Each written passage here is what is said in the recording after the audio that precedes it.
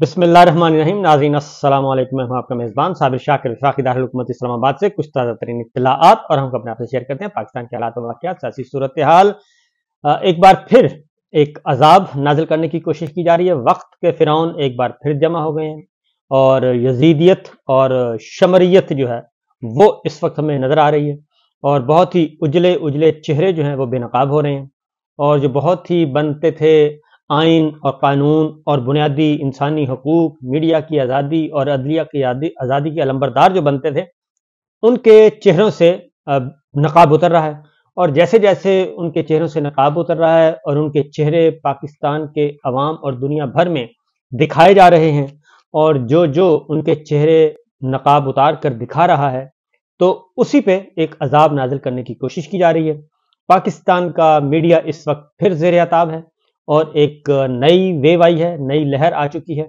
और पाकिस्तान के media persons मुख्तलिफ, खा वो टीवी पे हैं, खा वो अखबारात में हैं, खा वो डिजिटल मीडिया से ताल्लुक़ रखते हैं, उनकी लिस्टें बनाई जा चुकी हैं और उसकी बुनियादी वजह सिर्फ एक है और वो है कि इलेक्शन चोरी किया गया, इलेक्शन पे डाका डाला गया। मैंडेट चोर इस वक्त जो है वो उनको मुसल्लत करने की कोशिश की जा रही है, बल्कि कुछ को मुसल्लत कर दिया गया है, बाकियों को मुसल्लत करना है और चाहते ये हैं कि इनके खिलाफ किसी किस्म की कोई आवाज़ ना उठे और इनकी हकीकत कोई न दिखाए, जबकि उनकी हकीकत पूरी दुनिया पहले ही जान चुकी है। आलमी मुबस्सरीन वो जान चुके हैं, आलमी मीडिया जान चुका है। इसलिए लेकिन फिर भी ये चाहते हैं कि हल्की फुल्की जो है वो भी हल्की फुल्की मौसीकी और हल्की फुल्की तनकीद भी नहीं होनी चाहिए, बल्कि बस ठीक है, ये मुसल्लत शुदा हुक्मरान जो हैं एक चोरी शुदा मैंडेट के साथ वो बस आ गए हैं, तो उनकी ताबेदारी की जाए और उनको बहुत अच्छा कहा जाए और पिछली सारी बातों को भुला दिया जाए। तो ये इस वक्त सिचुएशन चल रही है जी। तो खबरों की तरफ बढ़ते हैं। खबरें काफ़ी हंगामा खेज़ हैं और हंगामा खेज़ खबरें इसलिए हैं कि हालात काबू में नहीं हैं और इसके बावजूद कि पंजाब की वज़ारत आला हवाले की जा चुकी है। पंजाब की जो जागीर थी वो हवाले कर दी गई है एक ख़ानदान के, दोबारा उसी ख़ानदान के, और दूसरी जागीर दूसरे ख़ानदान के, और ख़ानदान इस वक्त काबिज़ हैं, जबकि बाकी दो सूबों में अभी तक नहीं फ़ैसला हो चुका। एक का फ़ैसला ज़ाहिर है वो तो पाकिस्तान के अवाम ने और खैबर पख्तूनख्वा के अवाम को शाबाश देनी चाहिए कि उन्होंने बाकायदा तौर पे शेर के पंजे वो जबड़े से वो अपनी खींचा है अपना मैंडेट और उसमें चोरी नहीं होने दी। ये सिचुएशन चल रही है। पहला अभी कोई आज का दिन जो है वो कुछ इस तरह से है जी कि असद तूर साहब को गिरफ्तार कर लिया गया और दो सहाफ़ी, एक इमरान रियाज थे और एक असद तूर साहब थे, दोनों को नोटिस इशू हुआ था FIA। इमरान रियाज खान को एंटी करप्शन वाले उठाकर ले गए और अभी तक उन्होंने अपने पास रखा हुआ है। उनकी दरख्वास्त ज़मानत हेयरिंग नहीं हो रही, जज साहब आज नहीं थे और इसलिए उनकी हेयरिंग नहीं हो सकी। अब अगली हेयरिंग पे देखते हैं इमरान रियाज खान साहब को इंसाफ मिलता है या नहीं, लेकिन उम्मीद है कि इमरान रियाज खान रिहा हो जाएंगे क्योंकि मामला जुडिशरी के पास है और अदलिया से हमें बहुत अच्छे की तवक्को है और अदलिया से हमेशा अच्छे की तवक्को रखनी चाहिए। कुछ अनासिर हैं ऐसे जो कि इस वक्त मौलवी तमीज़ुद्दीन खान केस की तरह सिंध हाई कोर्ट और पेशावर हाई कोर्ट के बजाय वो जस्टिस मुनीर की रूह उनमें दौड़ रही है और उस पर वो अमल कर रहे हैं और जस्टिस मुनीर उनके रूहानी पेशवा इस वक्त बने हुए हैं, जो कि पाकिस्तान की तारीख के और पाकिस्तान की अदालती तारीख के बदतरीन किरदार हैं और उन किरदारों को वो फॉलो कर रहे हैं। तो ये उनकी मर्जी है, उनकी अपनी चॉइस है और जबकि दबंग जज मौजूद हैं, दबंग अदलिया मौजूद है और वो इंसाफ फराहम कर रही है। तो इसलिए जी इमरान रियाज खान साहब को अगली हेयरिंग पे देखते हैं कि क्या मिलता है, क्योंकि दूसरी जानिब असद तूर साहब को गिरफ्तार किया गया और असद तूर जो है वो उनको इल्ज़ाम क्या है उन पे कि उन्होंने चीफ जस्टिस काजी फायद ईसा साहब की शान में कोई गुस्ताखी की है और इसलिए उनको FIA ने बुलाया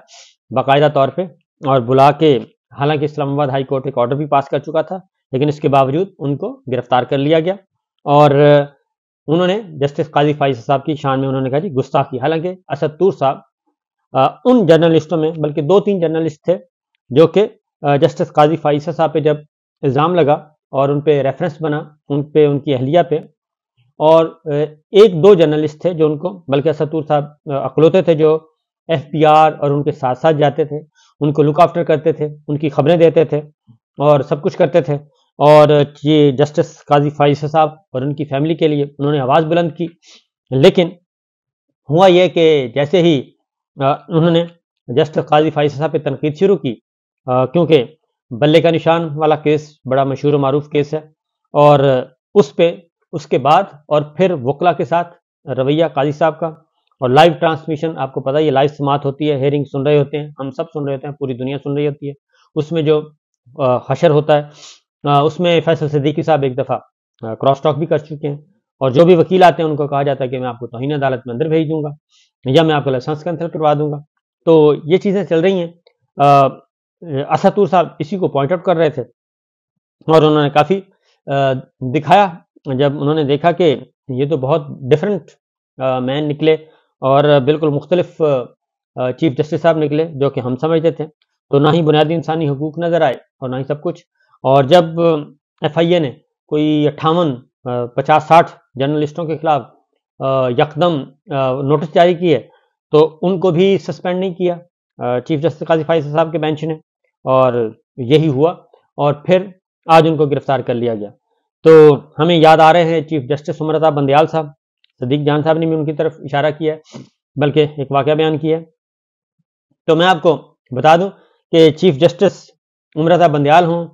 چیف جسٹس آصف سعید کھوسہ صاحب ہوں، چیف جسٹس گلراز احمد خان ہوں، چیف جسٹس ثاقب نثار صاحب ہوں، ہم نے ان سب کو دیکھا ہے. اور یہ سب جو ہیں یہ بڑے ریسٹرین کا مظاہرہ اور بڑے تحمل اور بردبار تھے. جسٹس اعجاز الحسن صاحب، جسٹس اعجاز افضل صاحب، جسٹس عظمت سعید شیخ صاحب، یہ سارے آنریبل ججز، جسٹس نقوی صاحب، یہ بہت ہی آنریبل ججز ہیں. اور جسٹس منصور علی شاہ صاحب، جسٹس منیب اختر صاحب، ایسا ایسا مجھے نام یاد آ رہے ہیں، جسٹس عائشہ ملک صاحبہ اور جسٹس اطہر من اللہ صاحب،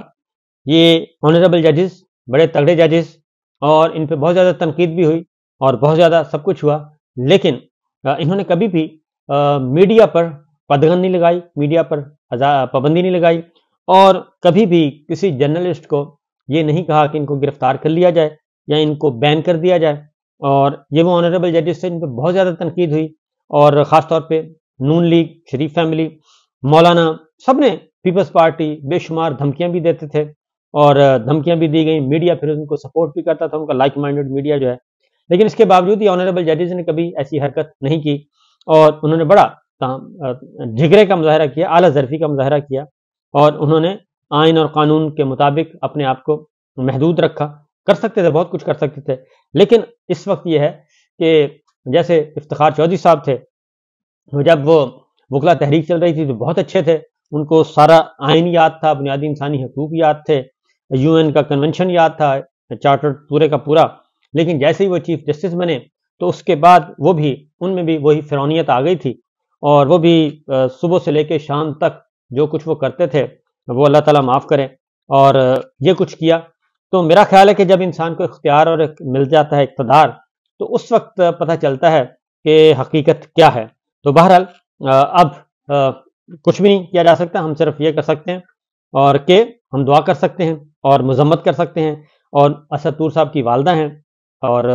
وہ یہی بتا کے گئے ہیں بیچارے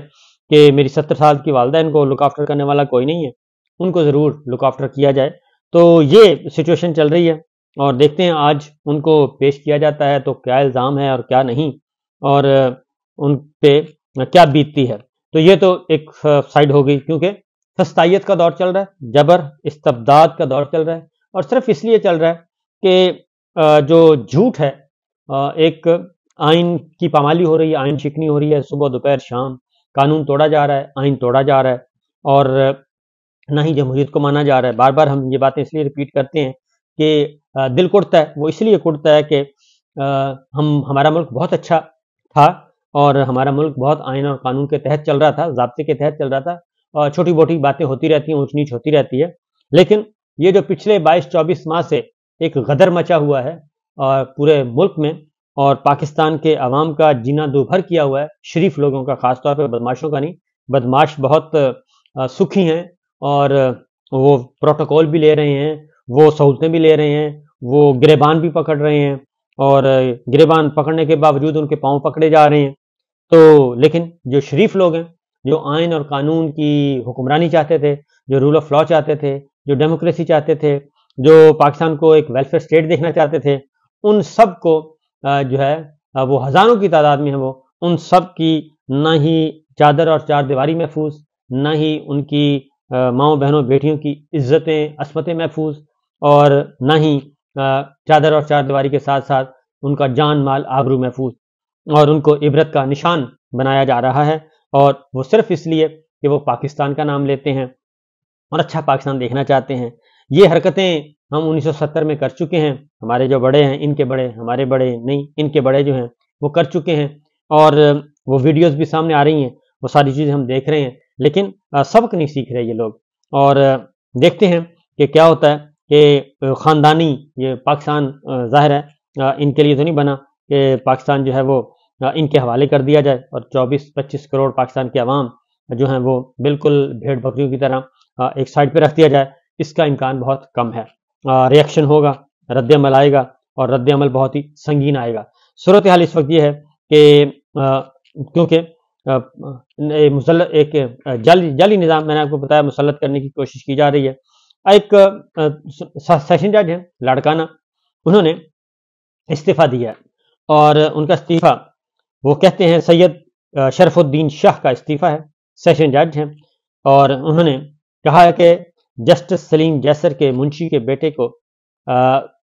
سن کوٹے پر نوکری نہ دینے پر منشی نے سنگین نتائج کی دھمکیاں دی۔ سیشن جج نے اپنے استعفے کی وجوہات بتاتے ہوئے لکھا کہ مطلوبہ شرط یعنی میڈیکل چیک اپ کے بغیر تقرر نامہ جاری کرنے کے لیے دباؤ ڈالا گیا۔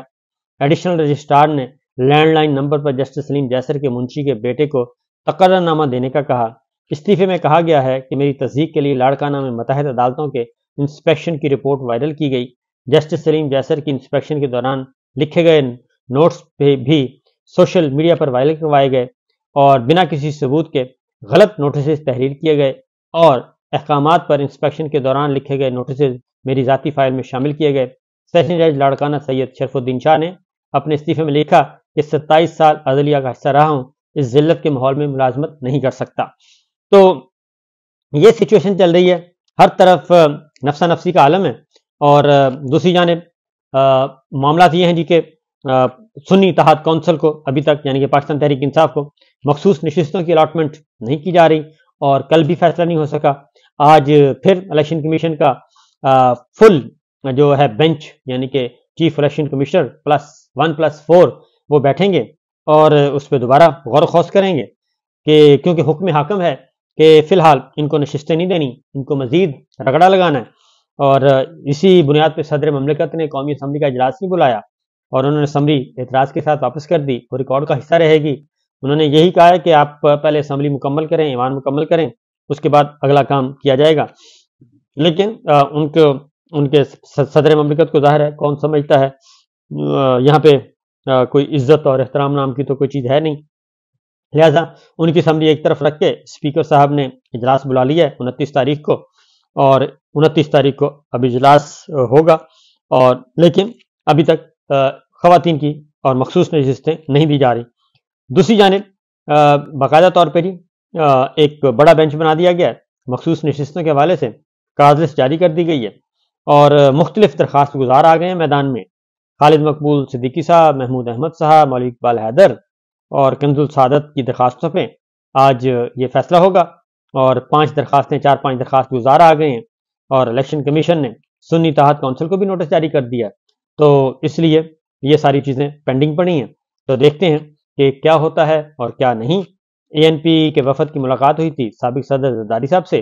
اور ANP نے واضح طور پہ کہا ہے کہ جی ہم نے کسی قسم کی کوئی حمایت کی یقین دہانی نہیں کروائی، نہ ہی سینٹ کے انتخابات میں اور نہ ہی صدارتی انتخابات میں۔ تو اب تک کے لیے اتنا ہی، باقی انشاءاللہ اگلے ولاگ میں اجازت دیجیے، اللہ حافظ۔